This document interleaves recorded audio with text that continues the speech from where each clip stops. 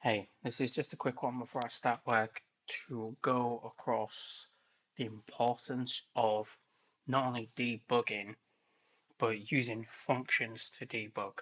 So, if you saw in a previous video, you probably saw in like the event graph, I'd have like this crazy thing that I had a bunch of them. I had about four or five stacked left to right. Yeah, as you can see, like by the way I've named it, and that's okay. But it's an absolute nightmare to make it.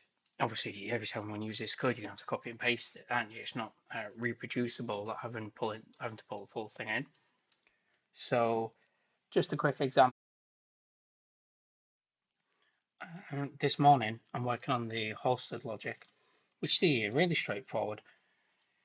Normally, old school me would have just dumped it in here, stuck it on a tick, or stuck it on the event, and then this would need to be in a tick because I need to track it every tick. But yeah, I just do this, but I'll show you something. If you highlight everything, as long as it doesn't have something like a delay, because you can't do delays in functions and it'll just error out, it'll just say can't convert it.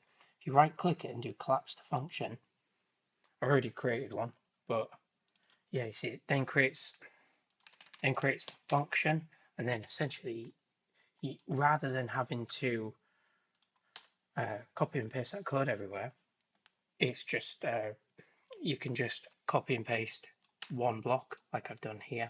Really useful as well, not just for debug, but going into things like holster logic. So I've upgraded it to version 3. So a bunch of the holster logic is now in this.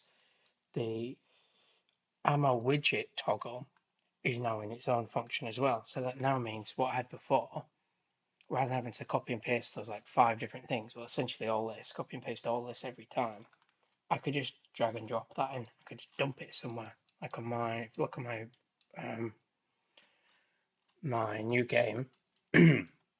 Well, essentially like my start game, but not my, it's after my begin play.